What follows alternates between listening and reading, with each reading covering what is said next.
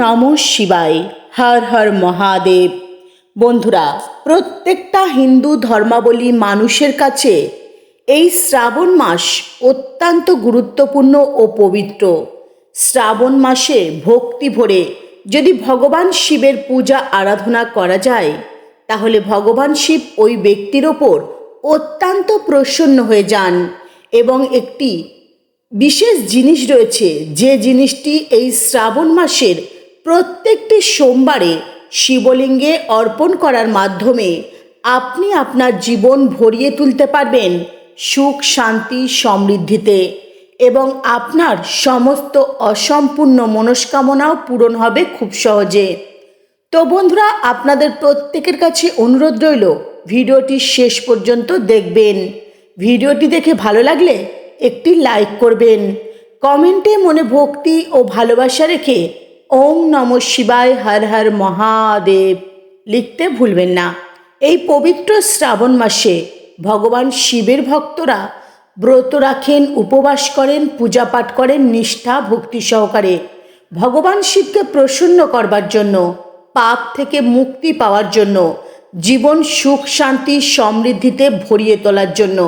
বন্ধুরা, এই পবিত্র শ্রাবণ মাসের প্রত্যেকটি সোমবারে ভগবান শিবের আরাধনা করুন। আর এমন কিছু জিনিস রয়েছে, যে জিনিসগুলি ভগবান শিবকে নিবেদিত করতে পারলে ভগবান শিব অত্যন্ত প্রসন্ন হয়ে সেই ভক্তের ওপর ও পরিবারের ওপর আশীর্বাদ প্রদান করবেন। শিব পুরাণ অনুসারে এই শ্রাবণ মাসের একটি বিশেষ মাহাত্ম্য রয়েছে। নিকুণ্ড ঋষি ও তার পত্নী দুজনে পুত্র সন্তানের কামনা করে ভগবান শিবের কাছে ভক্তি নিষ্ঠার সঙ্গে ভগবান শিবের আরাধনা করেন। এরপর ভগবান শিব তাদের ভক্তিতে প্রসন্ন হয়ে স্বয়ং সেখানে উপস্থিত হলেন তাদের সামনে, এবং ভগবান শিব ঋষি আর তার পত্নীকে প্রশ্ন করলেন, তারা দীর্ঘজীবী মূর্খ পুত্র চান নাকি ঘনজীবী জ্ঞানী পুত্র? তখন নিকুণ্ড ঋষি ঘনজীবী জ্ঞানী পুত্রকে বেছে নেন। ওই ঋষির পুত্রর আয়ু ছিল মাত্র 16 বছর। 16 বছর আয়ু নিয়ে সেই পুত্র জন্ম নেন, এবং যখন ওই ঋষির পুত্রর 16 বছর পূর্ণ হয়ে যায়, মৃত্যুকাল আসন্ন হয়ে আসে, তখন ঋষির পুত্র একটি শিবলিঙ্গ তৈরি করেন এবং ওই শিবমূর্তির সামনে বসে হাত জোর করে মহামৃত্যুঞ্জয় মন্ত্র জপ করতে লাগলেন। আর ঠিক সেই সময় তার মৃত্যুর সময় আসন্ন হয়, আর যমরাজ তাকে নিতে আসেন, এবং তখন ঋষির পুত্র সেই শিবলিঙ্গ জড়িয়ে ধরে বসে থাকেন।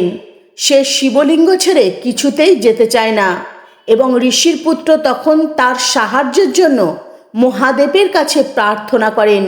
এরপর স্বয়ং ভগবান শিব সেখানে প্রকট হলেন এবং যমরাজকে পরাজিত করলেন।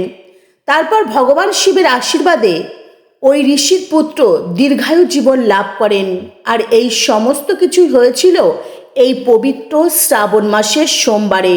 ঠিক এই কারণে শ্রাবণ মাসের সোমবারকে এতটাই গুরুত্বপূর্ণ মানা হয়েছে। শিব পুরাণ অনুসারে পবিত্র শ্রাবণ মাসে আপনি যদি কোনো ভালো কথা শোনেন বা মুখ দিয়ে সবসময় ভালো ভালো কথা বলেন, আপনি অনেক বেশি পুণ্য অর্জন করতে পারবেন। এই পবিত্র শ্রাবণ মাসে আপনারা ভগবান শিবের নাম অনেক বেশি বেশি করে জপ করুন, শিবের পূজা আরাধনা করুন, ওম নমঃ শিবায় মন্ত্র জপ করুন, মহামৃত্যুঞ্জয় মন্ত্র জপ করুন। এই মন্ত্র যত বেশি আপনারা জপ করতে পারবেন এই পবিত্র শ্রাবণ মাসে, ততই বেশি পুণ্য অর্জন করতে পারবেন। বন্ধুরা, আপনি যদি রুদ্রাক্ষ ধারণ করতে চান, তাহলে এই পবিত্র শ্রাবণ মাসের সোমবার অত্যন্ত গুরুত্বপূর্ণ। তাই শ্রাবণ মাসের সোমবারে অবশ্যই রুদ্রাক্ষ নিজের শরীরে ধারণ করুন, অনেক বেশি শুভ ফল লাভ করতে পারবেন। চলুন জেনে নেওয়া যাক এই পবিত্র শ্রাবণ মাসের সোমবারে কোন সেই জিনিস যা ভগবান শিবকে অর্পণ করতে পারলে ভগবান শিব অত্যন্ত প্রসন্ন হবেন এবং তার কৃপা আপনার ও আপনার পরিবারের ওপর বর্ষিত হবে। চলুন, প্রথমেই যে জিনিসটি কথা আপনাদের জানাচ্ছি, এই জিনিসটি ভগবান শিবের অত্যন্ত প্রিয়, আর সেটি হলো নীলকণ্ঠ ফুল।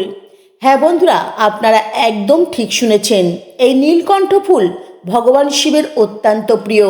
তাই শ্রাবণ মাসের সোমবারে যখন ভগবান শিবের পূজা পাঠ করবেন, অবশ্যই শিবলিঙ্গে একটি নীলকণ্ঠ ফুল অর্পণ করবেন।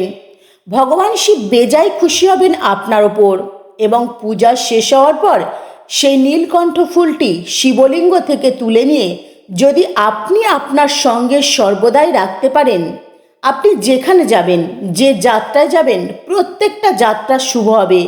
যে কাজে হাত দেবেন, প্রত্যেকটা কাজ অনায়াসে বিপদ ছাড়াই সম্পূর্ণ করতে পারবেন।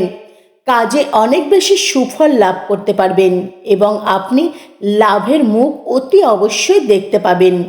ভগবান শিবের কৃপায় আপনার ওপর সর্বদাই কিন্তু আশীর্বাদ বর্ষিত হবে। ভগবান শিবের কৃপা ও আশীর্বাদ বর্ষিত হবে। অবশ্যই পবিত্র শ্রাবণ মাসের সোমবারে শিবলিঙ্গে নীলকণ্ঠ ফুল অর্পণ করবেন। বন্ধুরা মনে রাখবেন, স্বয়ং মহাদেব অর্থাৎ শিবের অপর নাম হলো নীলকণ্ঠ। তাই অবশ্যই পবিত্র শ্রাবণ মাসে ভগবান শিবের পূজা করবার সময় নীলকণ্ঠ ফুল অর্পণ করতে ভুলবেন না।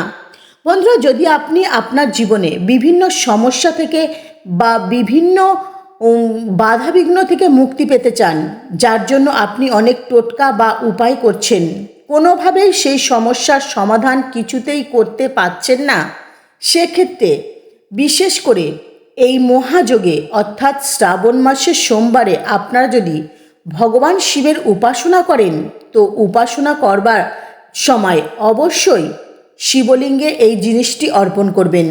ভগবান শিব অত্যন্ত প্রসন্ন হয়ে আপনার জীবনে থাকা সমস্ত সমস্যা বাধাবিঘ্ন দূর করবেন। শ্রাবণ মাসের সোমবারে পঞ্চামৃত দিয়ে শিবলিঙ্গের অভিষেক করবেন।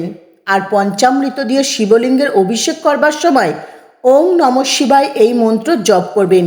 অনেক বেশি শুভ ফল লাভ করতে পারবেন। মাতা পার্বতীকে প্রণাম জানাবেন আর মনে মনে আপনার জীবনে সুখ শান্তি সমৃদ্ধির কামনা করবেন। বন্ধুরা, যদি দীর্ঘদিন ধরে আপনার পরিবারে নানান রকম সমস্যা থাকে বা কোনোভাবে সুখ ও সমৃদ্ধি আপনাদের পরিবারে বজায় থাকছে না, কিংবা দাম্পত্য জীবনে বিভিন্ন সমস্যা দিনের পর দিন দেখা দিচ্ছে, সেক্ষেত্রে আপনারা এই পবিত্র শ্রাবণ মাসে সোমবারে শিবলিঙ্গে পিতলের ঘটিতে করে শুদ্ধ পরিষ্কার গোমাতার কাঁচা দুধ অর্পণ করুন এবং দুধ অর্পণ করবার সময় ওং নমঃ শিবায় এই মন্ত্র 108 বার জপ করুন। এই ছোট্ট উপায়টি করতে পারলে আপনাদের জীবনে সুখ শান্তি সমৃদ্ধি ফিরবে। স্বামী স্ত্রীর মধ্যে বিভিন্ন দাম্পত্য কলহ থেকে মুক্তি পাবেন। তো বন্ধুরা, আজকের মতো ভিডিও এই পর্যন্তই। আপনারা ভালো থাকবেন, সুস্থ থাকবেন। নমস্কার। হরে কৃষ্ণা।